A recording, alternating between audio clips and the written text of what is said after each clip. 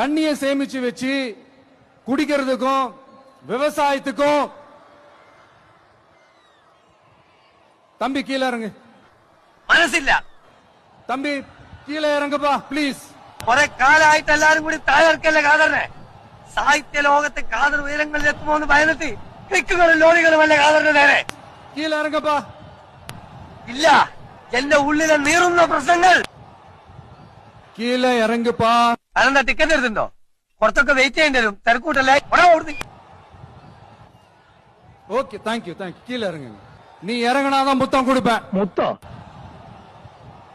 ഇല്ല, വിശ്വാസമില്ല.